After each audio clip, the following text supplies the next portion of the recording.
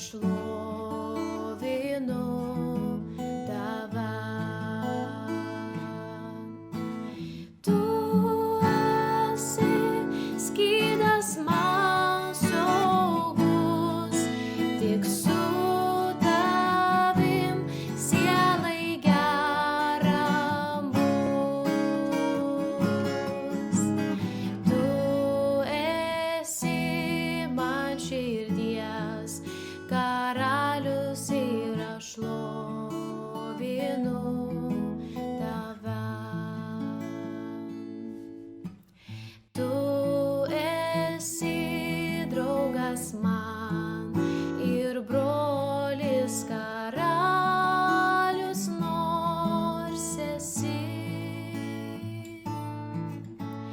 Tu brangesnis labiau nei lobis, netgi nei draugai visi.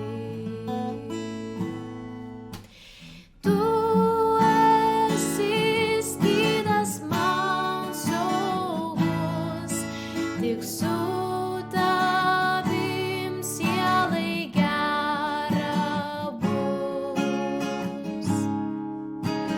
Tu esi man širdies karalius ir aš šlovinu tave. Tavo meilė svarbiau už auksą, sidabrą ir perlus. Tu teiki man ramybę gausią, gera su tavim man bus. Tu esi skydas man saugus, tik su tavim sielai gera bus. Tu esi man širdies karalius ir aš šlovinu tave. Amen.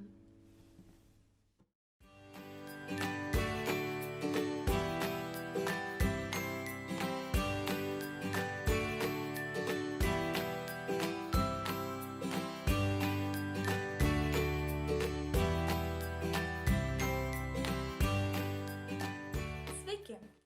Šiandien norėčiau papasakoti vieną istoriją, kuri vyko labai senai. Senovėje valdovai ir turtingi žmonės namuose turėdavo juokdarius. Juokdarių darbas būdavo linksminti šeimininką bei atvykusius svečius.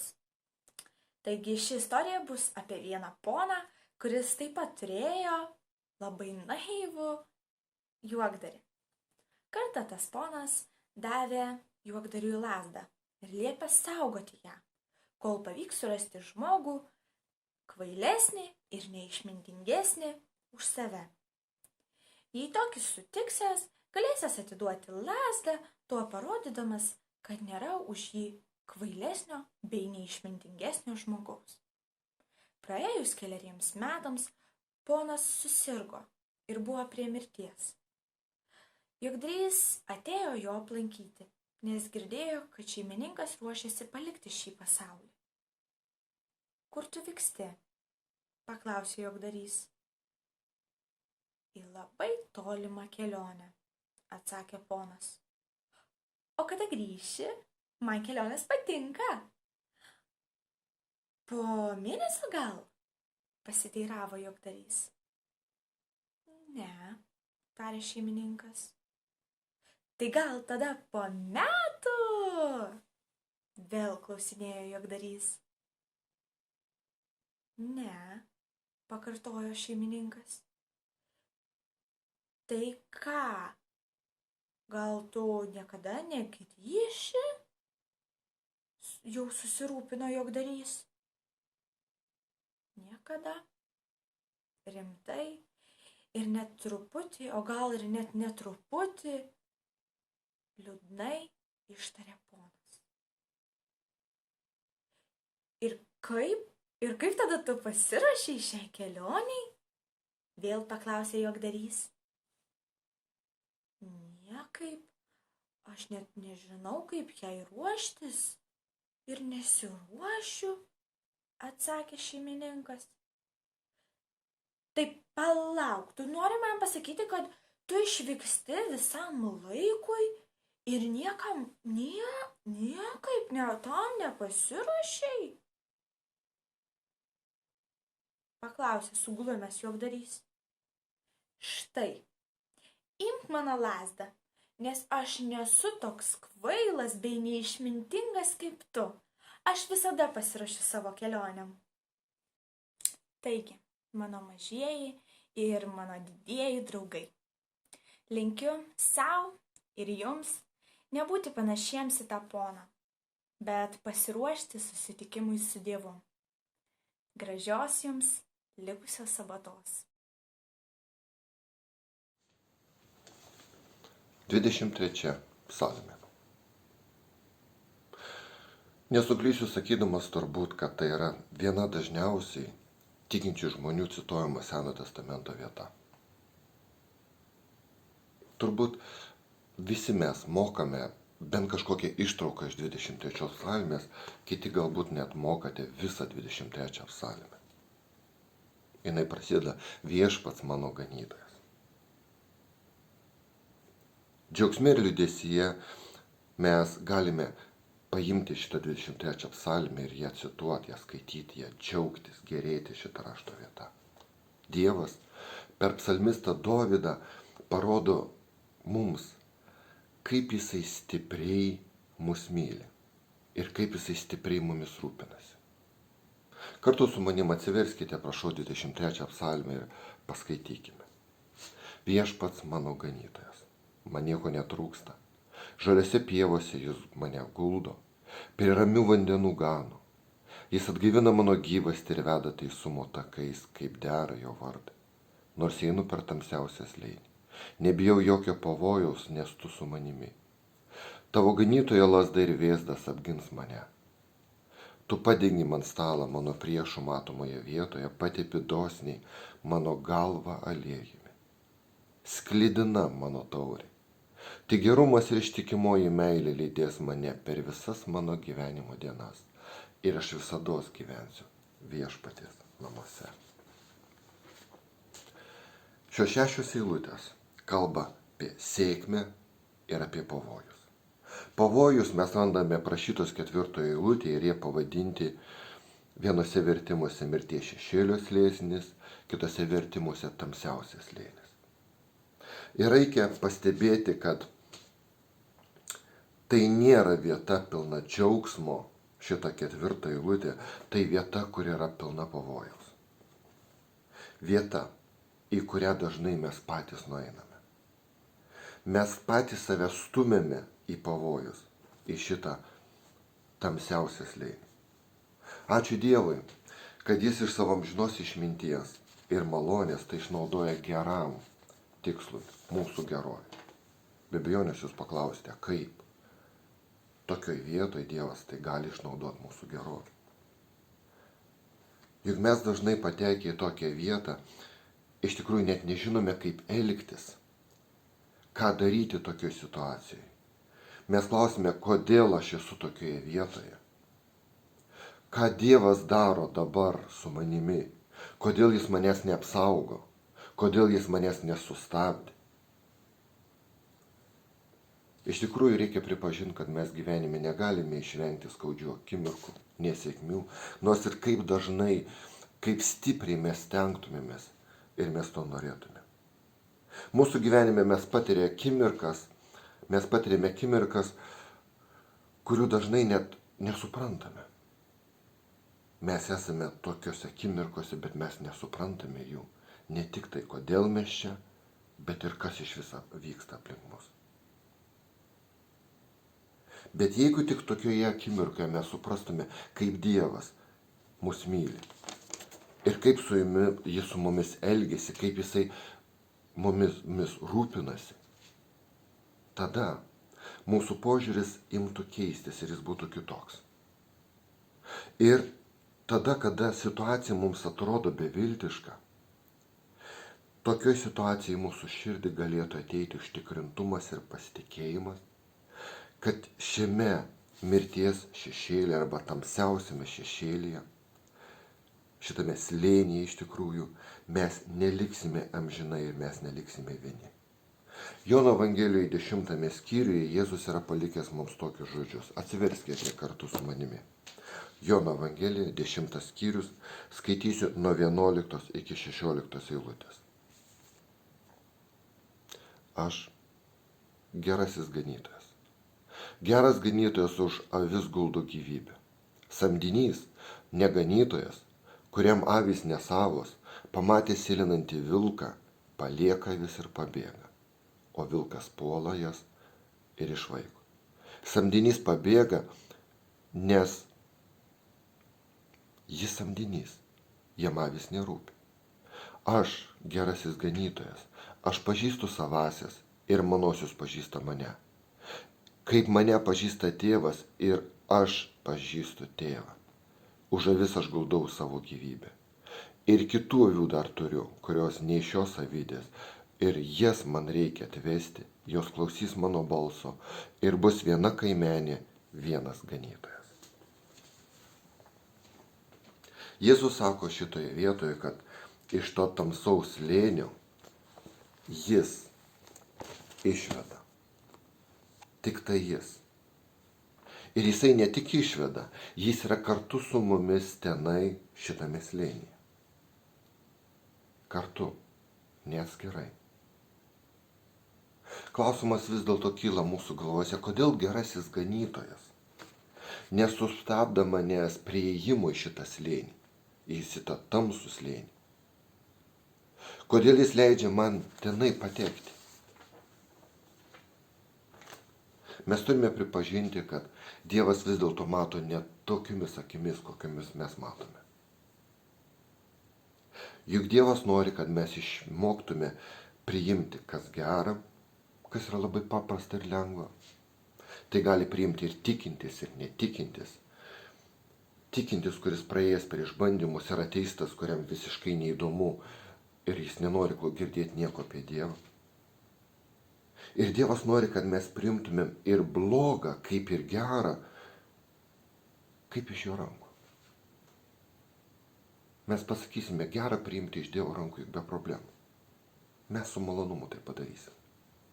O kaip su bloga, kaip su skausmu, kaip su netektimi, trūkumu arba nusivylimu. Su depresija, su liga. Brangus klausytojai, ar buvo jūsų gyvenime tokių slėnių? Ir ką jūs juose atradote? Galbūt mes atradome, kad mūsų slėniai yra mūsų individualūs slėniai. Mes negalime eiti į kito asmens padėtį ir jį suprasti. Mes savame slėnyje, jie savame slėnyje. Mes galime tik užjausti. O supranta tik tai tas, kas mato širdį. Tai yra vienintelis Dievas, mūsų kūrėjas. Taip pat kartais mes būname užklupti netikėtos nelaimės, netikėtos netekties, netikėtos skausmo, kuriam mes esame nepasiruošę. Tai gali būti avarija, tai gali būti mirtis, tai gali būti liga, tai gali būti daug kas mūsų gyvenime. Mes nepasiruošę visiškai. Ir tam neina pasiruošti. Tam neina savęs išsitreniruoti. Mes papuolame į netikėtas nelaimės. Ir tada mes galime galvoti ir klausti, ar tai Dieve tavo valia? Ar tu leidai tai nutikti? Pasirodo, kad taip. Dievas leidžia taip, kad nutiktų. Ir klausimas toliau, o ką jis toliau darys su mumis? Juk jis toks pat.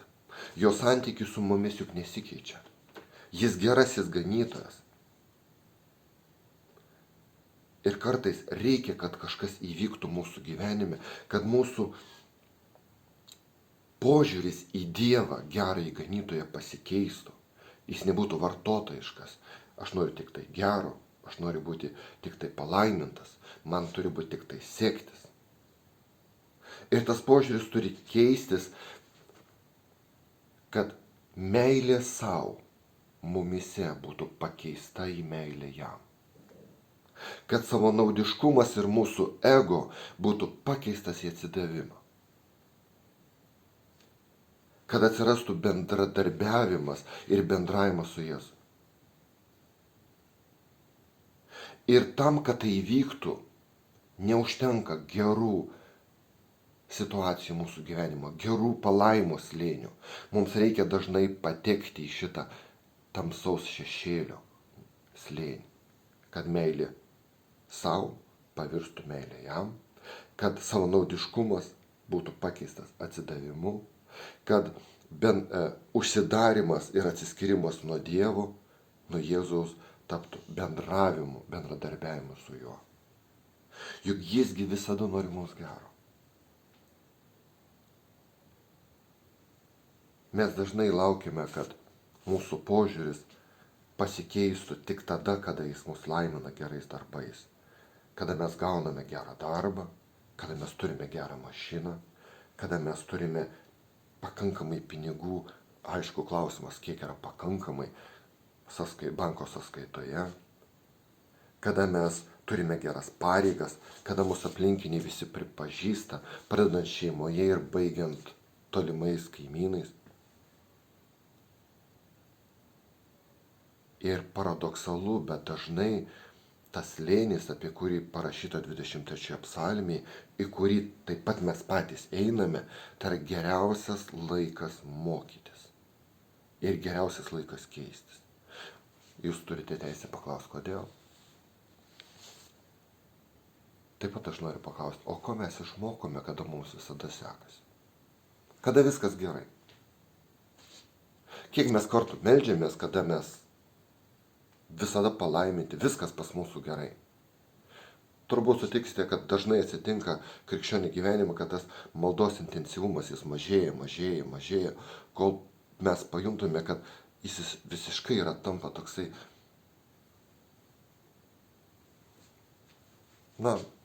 belė pasimeldžiam. Kiek mąstom apie Dievą, kai mums lydi sėkmė. Mes turime turtų, mes turime draugų ir jų yra gausybė. Kiek mums rūpi Dievo planai, kada mūsų planai visada pildosi. Mes sugalvojame ir mes padarome. Ko mes išmokstame? Kad Dievas yra geras? Ar tikrai? Galbūt. Mes turbūt tikime, kad taip visada turi būti, nes Dievas yra geras, jis visada su mumis. Ar neslėnyje mes pradame suprasti, kad Dievas mums yra reikalingas? Kad maldos nėra tik tai pasimeldžiu ir varnelę užsidėjau.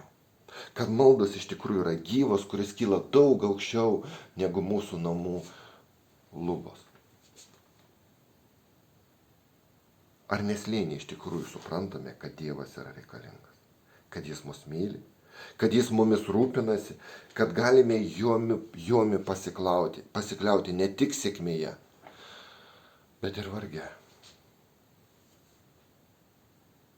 Ar netokiais atvejais pas mus arba pas kitus per skruostą nusirita padėkos ašara? Mes pamatome, kad tik gerumas ir ištikimoji meilė lydi mus. Sėkmėje ir nesėkmėje, skausme, praradime ir džiaugsme. Tad brangus broliai ir seserys, brangus draugai, dėkokime Dievui už jo ištikimą gerumą, meilę visada. Amen.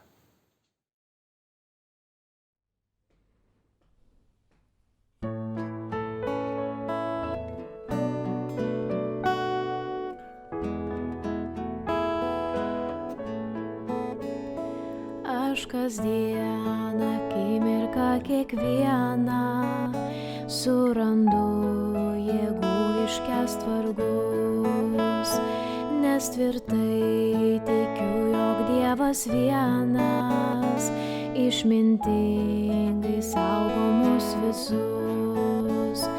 Dievas tėvas geras vos pagalo, ko tik reikia jis kasdien mums duos. Gal bus vargo, skausmo, bus ir džiaugsmo, jo malonės niekas nestokos.